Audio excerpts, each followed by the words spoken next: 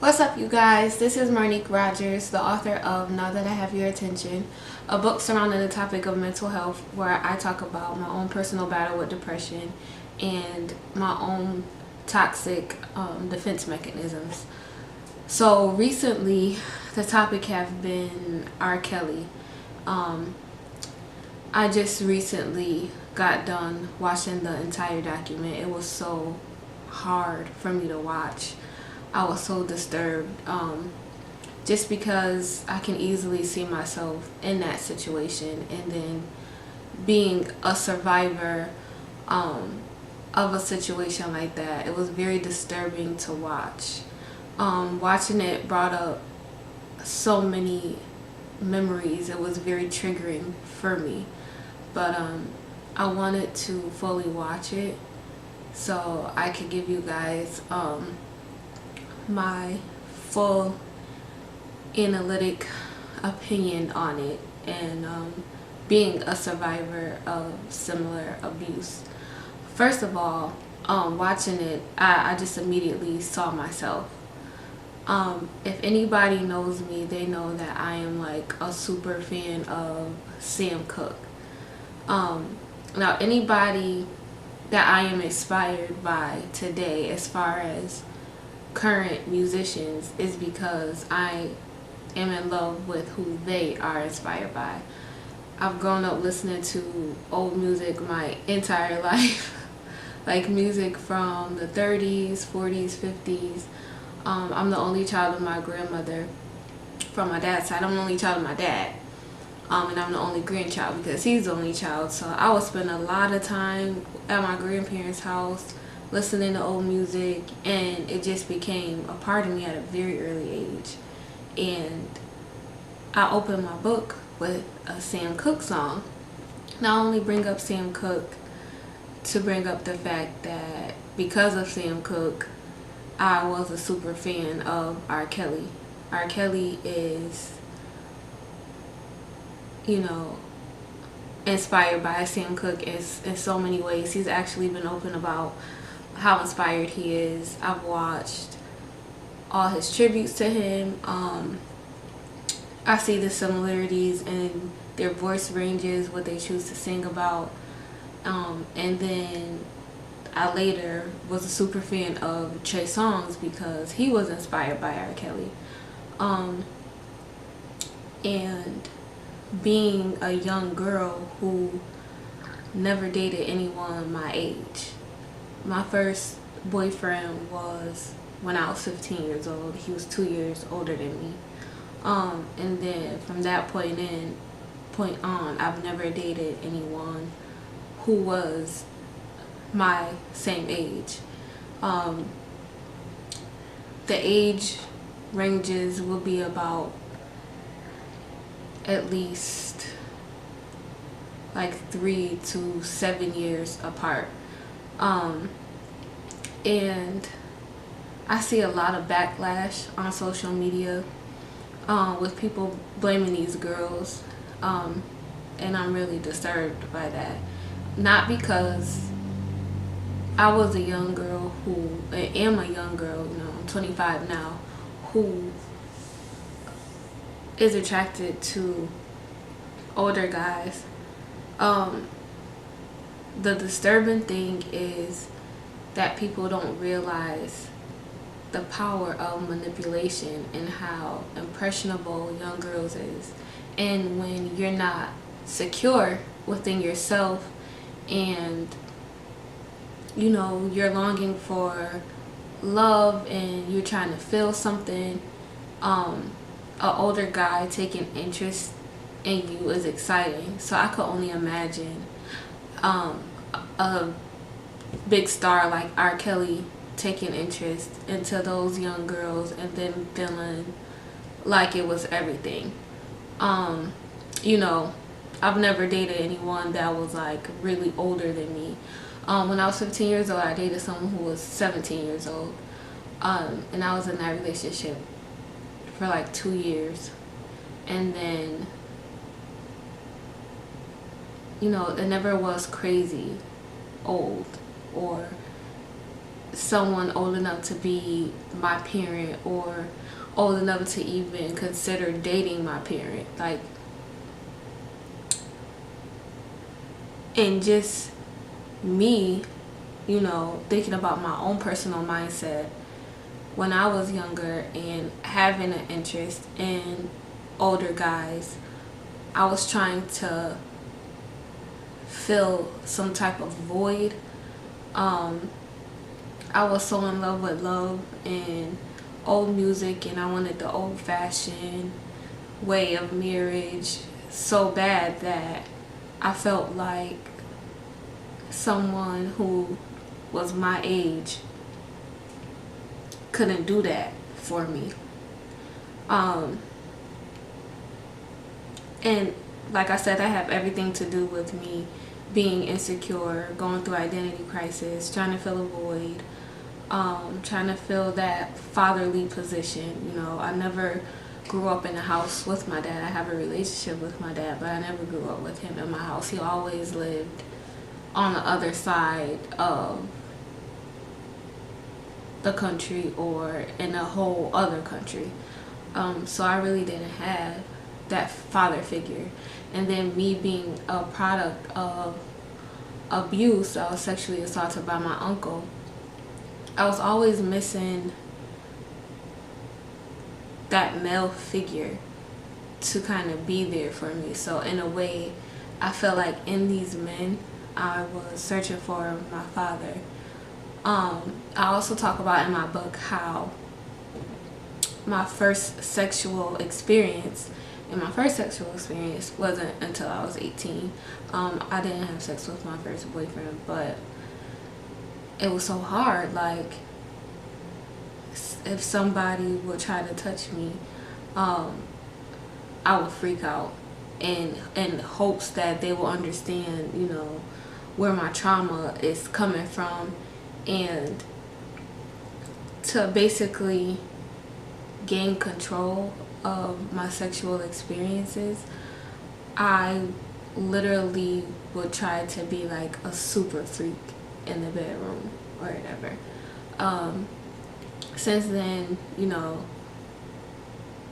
I can have a normal sexual experience without being traumatized, just because now I'm more emotionally intelligent. I've dealt with my trauma, I've dealt with my depression, and that is the number one reason why I'm speaking out on this so heavily, because I've been there. And I have been manipulated by a sick psyche. Another similarity to that is the fact that my abuser was assaulted when he was younger. And I feel like this situation should raise awareness, more awareness to mental health, because those same abusers, if they don't deal with it, they either become abusers or they become victims to abusers. And it's beyond whether or not those girls consented to sex, because I'm seeing so much bullshit on social media that's very disgusting.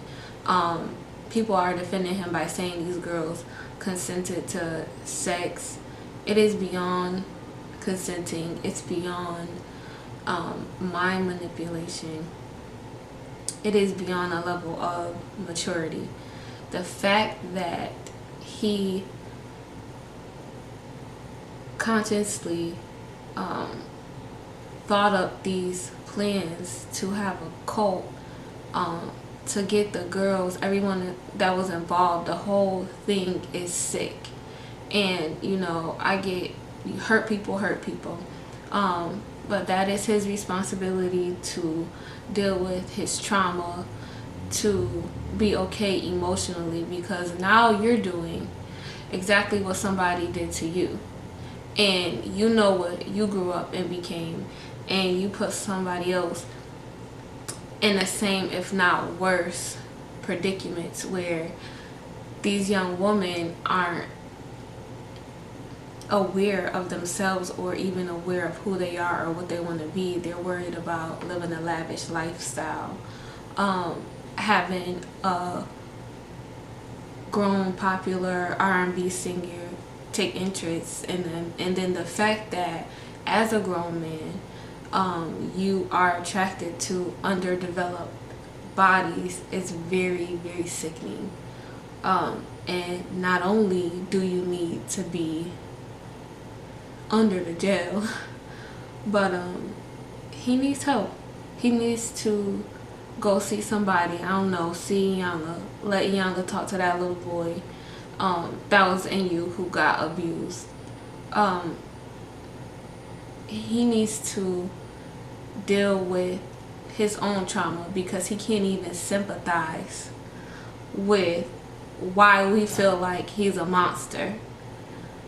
And then everybody in his camp enabling him don't realize that you're enabling a sick ass mind. So of course he's gonna think whatever that he was doing was okay. Everybody around him enabling him, nobody checking him, everybody's worried about the money, everybody is so superficial. And you know, there's so much that you could take away from this one situation, you know, restoring the confidence in our young girls, making us feel love when we're young, and to not be manipulated by anybody, to know the signs, to wait to even date, you know, encourage us to follow our dreams. Like me, one of the things I regret when I was younger was not being vocal about my situation. And I also know how hard it is, but I took responsibility when I was hurt to know that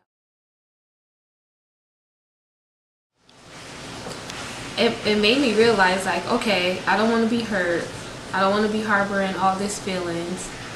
I don't want to take it out on other people. I don't want to be a victim to a fucked up mindset anymore. Because to be honest, after that, that's all it was. And it was more so, like I said, me not feeling okay about my own self, me not being vocal. So, you know, I was taking it out on people who were around and just knew, who I expected to just know. And there's so many lessons that could be taken away from this. Number one, he definitely needs help. You know, I've seen so many interviews where he was crying out for help. He was telling people that he needs some type of help, and it's very disgusting that the people that are around him, all I've heard was people saying, yeah, he told me that he was sexually abused. Yeah. So I'm sure those girls weren't the only people that he confided in. And him too, as a grown man, you know that you're not right. So you need to take responsibility and get help. And then the people that's enabling that behavior, it's like, okay, do y'all need to go see somebody too? Because ain't no way I'm gonna see a 28-year-old man taking interest into an underdeveloped body and sign something saying that this girl is 18, a consensual age, and let them get married. That was so gross. And the way he said it was like he had no remorse. It was like, oh, they were silly, ha ha ha. It's just disgusting. For parents to restore confidence in their daughters, you know, teach them right for wrong. Don't let nobody consume you with money, or, you know, teach them to have a strong mindset. Watch your kids, you know. You know she's underage. You've heard about this grown-ass man having a fetish for underage girls. I don't give a fuck what he could do for my career. None of them made it anywhere but to in his cult. You're not seeing him without me, period. I'm your mom. You're underage, period. And it's bad because he stayed with them until they were consensual ages. So every time, you know, somebody will run into him and interview him, he had that excuse that they were consensual ages. And it's so disgusting. It was just like so many excuses, so many reasons were made for him, and so many people was enabling that situation where, you know, as a grown people being around him, grown men, and I'm sure they have daughters, you know, you're somebody's son, they might have been somebody's sister, and they should have just put themselves in, what if that's mine? You know, if you didn't want to have him go to jail, you should have been somebody to tell him that he needs to get help, like, period. You know, and I pray that these young girls get justice. I pray that we do better as a society, and stop making money and fame everything and the key to happiness.